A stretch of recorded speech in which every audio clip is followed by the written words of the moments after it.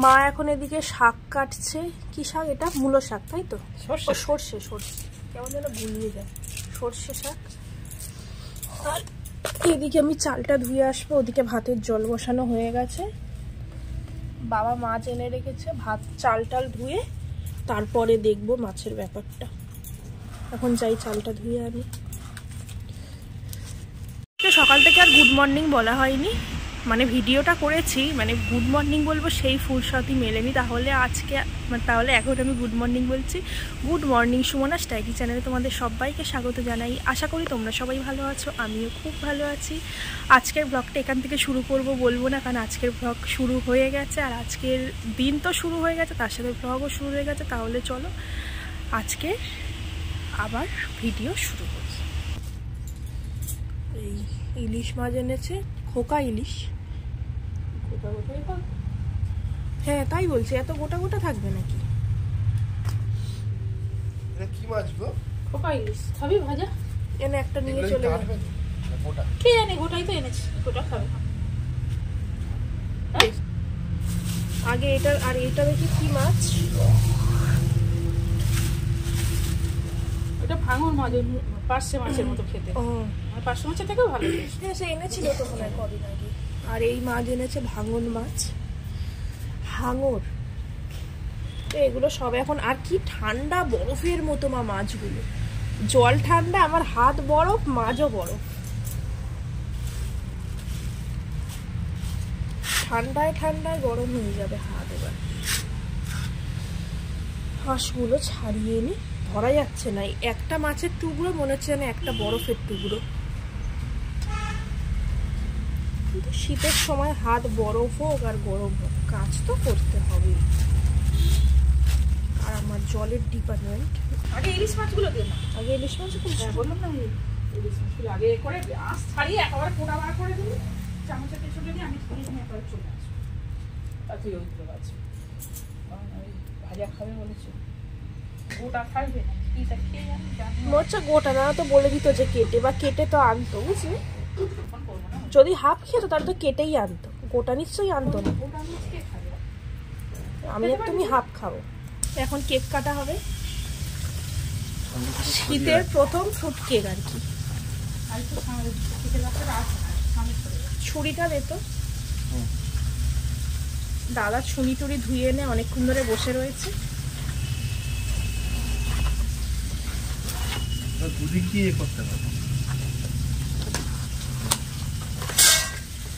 এমনি কেক তো সবসময় পাওয়া যায়, কিন্তু ফ্রুট কেকটা স্পেশাল শীতকালেই ভালো লাগে খেতে।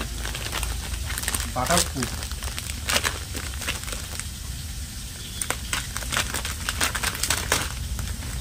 দিদাকে প্রসাদ দিয়েছি, তাহলে একেবারে একটু কেক কেটে দিই, ওর মধ্যে করে দিয়ে আসবি।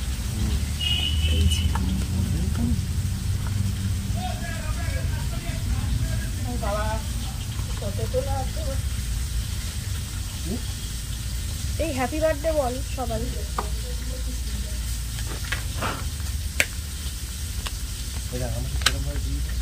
নে তুই কেমন নিবি কেটে নে, এমনি করে দেবো। দাদা তোকে আগে তুলে দিয়ে, অনেকক্ষণ ধরে খাবে বলে টাপ টাপ করছে। এদিক থেকে দিয়ে, এদিকে ফলটা বেশি। তুই এতটা দিই।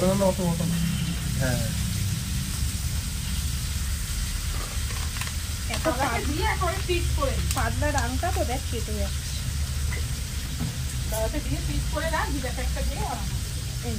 শক্ত হয়ে গেছে, শক্ত হয়ে গেছে না?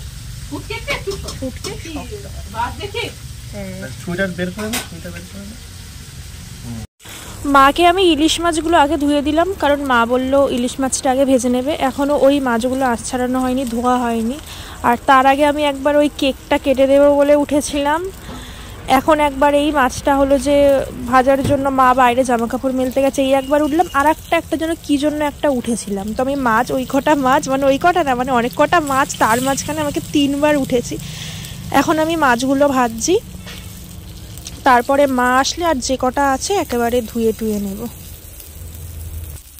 মাছগুলো আর একটু লাল লাল করলে মনে হয় ভালো হতো, কিন্তু আর আমি লাল করলাম না, কারণ মা যদি এসে বলে এই রে মাছগুলো এত লাল লাল করে ভেজে ফেললি, তখন কি করব। তার থেকে আমি হালকা করেই ভেজে রাখি, মার যদি মনে হয় আর একটু বেশি ভাজতে হবে তখন না একটু কড়াই ফেলে নাড়িয়ে নেবে, তাহলেই হয়ে যাবে। তাই আমি হালকা করে ওই মাছগুলো তুলে রাখলাম। এবার এই মাছটা দেব।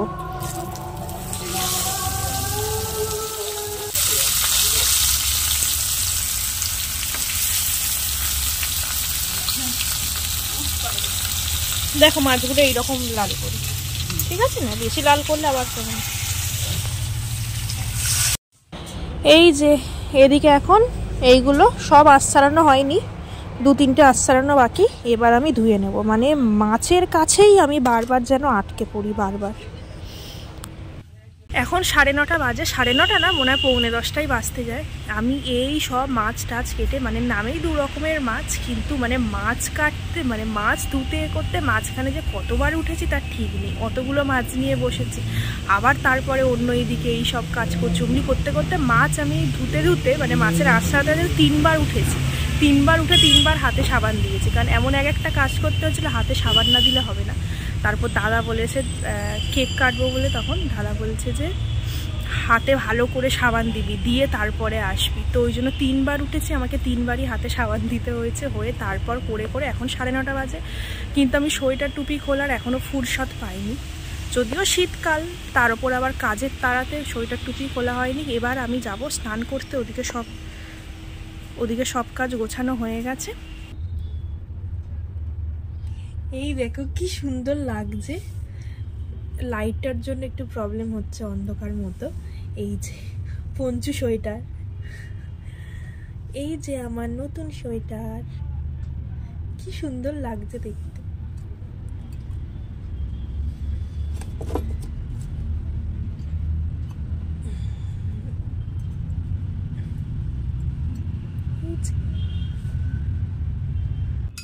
আর যে সোয়েটারগুলো ছিল না, ওগুলো হলো যে বড় হচ্ছিল, তো ওই জন্য এটা নিলাম। আর একদিকে আমার ভালোই হয়েছে, আমার যে হলুদ কালার আমার প্রিয়, সেই কালারেরই লক্ষ্মী ঠাকুরের জন্য সোয়েটার পেয়েছি, হলুদ লাল, বেশ সুন্দর লাগছে দেখতে। তো এবার আমি পুজোটা দিয়ে নেবো, ফুল টুলগুলো সাজিয়ে নিই।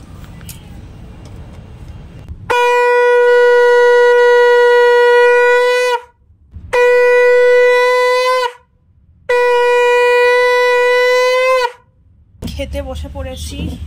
শাক ভাজা খাবে? শাক ভাজা না, কি দিয়ে খাবে? তাহলে একটু কালকে তরকারি আছে।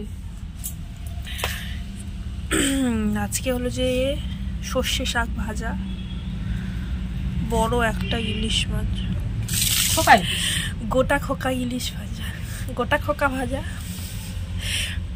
চারিদিকে মাছ ভাজা রয়েছে, শাক ভাজা। আর কি হয়েছে? আছে কিছু হয়নি, মাছের ঝোল হয়েছে।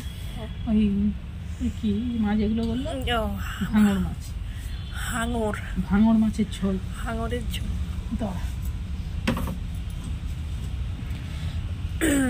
এই মাছের ঝোল হয়েছে বেগুন দিয়ে, বেগুনের ঝোল কারণ কালচে টাইপের আসে না। দুপুরে ঝোল খাবো, এখন এই শাক ভাজা আর মাছ ভাজা দিয়েই খেয়ে নেব।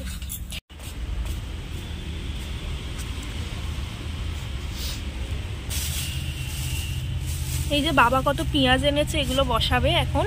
আমার বাবা একটু গাছপালা বসাতে খুব ভালোবাসে, মানে সময় পেলেই গাছপালা নিয়েই থাকে। এখন বসাচ্ছে এইগুলো। এখন যাই আমি ওদিকে। অন্য সময় এত রোদ লাগে, গাটা খুব জ্বালা করে আর মাথা যন্ত্রণা করে, ওই জন্য রোজ ভাবি একটা চাদর গায়ে দিয়ে বসবো। কিন্তু আমি আজকের থেকে ভেবেছি যে দুপুরবেলা করে যে চাদরটা গায়ে দিয়ে শুই, কাঁথাটা, ওইটা গায়ে দিয়ে রোদে বসে থাকবো। তাহলে কি হলো, আমার গায়েও রোদটা বেশি লাগলো না, গা জ্বালাও করলো না, এদিকে চাদরটাও গরম হলো। ওই জন্যই ভেবেছি এইটা গায়ে দিয়ে বসবো, তাহলে সব দিকে হবে। এইটা গরম থাকবে, দুপুরবেলা খেয়ে দিয়ে উঠে এইটা গায়ে দিয়ে শুয়ে পড়বো, নাহলে তখন গা গরম হতে হতে কাঁথার ঠান্ডার জন্য গা ঠান্ডা হয়ে যায়। এই বুদ্ধিটা আমি করেছি। কেমন মা বুদ্ধি? ভালো, খুব ভালো বুদ্ধি এটা। রোদে বসে আছি পাতলা কম্বল গায়ে, কত রকমের মানুষ আছে। আমি চলে যাচ্ছি তলপি তলপা গুছিয়ে। মা বসে আছে, মার ঠান্ডা লাগছে এখনো, মানে শ্যাম্পু করেছে তো জন্য কাঁপ লাগছে, আর আমার গা ফা গরম হয়ে গেছে, আর বসে যাচ্ছে না। বস্তা ফস্তা গামছা টামছা যা ছিল তলপি তলপা গুটিয়ে নিয়ে চলে যাচ্ছি ঘরে। কাঁথাও গরম হয়ে গেছে, গিয়ে গায়ে দিয়ে নেব। সেই বিড়াল বাচ্চাগুলো তোমাদের কতদিন আগে দেখিয়েছিলাম, দেখো কত বড় হয়ে গেছে, এখন অনেক দিন পর দেখা গেল। ওদের এইখান দিয়েই ঢোকা বের হওয়ার রাস্তাই, যে খুঁজছে কোনখান দিয়ে এসেছিল, ওই চলে গেল। মাঝে মধ্যে খেলতে আসে এখানে, এখনো দাঁড়িয়ে কিন্তু দেখছে যে কি বলা হচ্ছে না বলা হচ্ছে, চলে গেছে। আর লেজটা দেখা যাচ্ছে না, তখন লেজটা দেখা যাচ্ছিল। সন্ধে সন্ধে হয়ে এসছে, মাঝে মধ্যে দেখা যায় বিকেলবেলা খেলতে খেলতে ঢুকে যায় ভুল করে, আবার পালিয়ে যায়। সন্ধে হয়ে গেছে, কি খাওয়া হচ্ছে দেখো, কেক আর চা, আর বিস্কুটও আছে যদিও, কিন্তু 3 জনের 2টো চা, 2 বাটি চা, কারণ আমি চা খাবো না আজকে সকালে। তো আমি একে চা পছন্দ করি না, তার উপর আজকে সকালে আমি চা খেয়েছি, আর আমি চা খাই? কেক রয়েছে, আর কেক পুরো শেষের পথে, আর নেই। ওইটুকুনি কেক আর থাকে, একদম পুরো ধুলোর মতো উড়ে গেছে। এ আবার কিশমিশ বাজছে দেখো এইদিকে, ওখান থেকে কিশমিশগুলো সব কেক থেকে বের করে নিয়ে আর কেকগুলো রেখে দে। আমি একটু হালকা করে তেল মাখছি, আমি একটু পরে খাবো। চা তো খাবো না, ঠান্ডা হয়ে যাওয়ার ভয় নেই, আমি কেকটা খাবো। কিন্তু ওরা খাচ্ছে খাক, তখন আমি খাবো। আজকে রাতে রুটি আর তরকা, ডিম তরকা, গরম একদম। গরম। ওই যে এই কাগজে করে দিয়েছে, ওই খামে করে দিলে অনেকক্ষণ গরম থাকে। আর পেঁয়াজ খেয়ে নি, আর কথা বলে লাভ নেই। আমার ডিনার করা হয়ে গেছে, তাহলে আজকের ব্লগটা আমি এখানেই শেষ করছি। আশা করি তোমাদের আজকের দিনটা খুব ভালো গেছে, কালকে আরও ভালো যাবে এই শুভকামনা নিয়েই আজকের ব্লগটা এখানেই শেষ করলাম। আমার ভিডিও যদি তোমাদের একটুও ভালো লেগে থাকে তাহলে লাইক, কমেন্ট এবং সাবস্ক্রাইব করে দিও। আবার দেখা হবে নতুন একটা ব্লগের সাথে। তোমরা ভালো থেকো, সুস্থ থেকো, গুড নাইট, টাটা।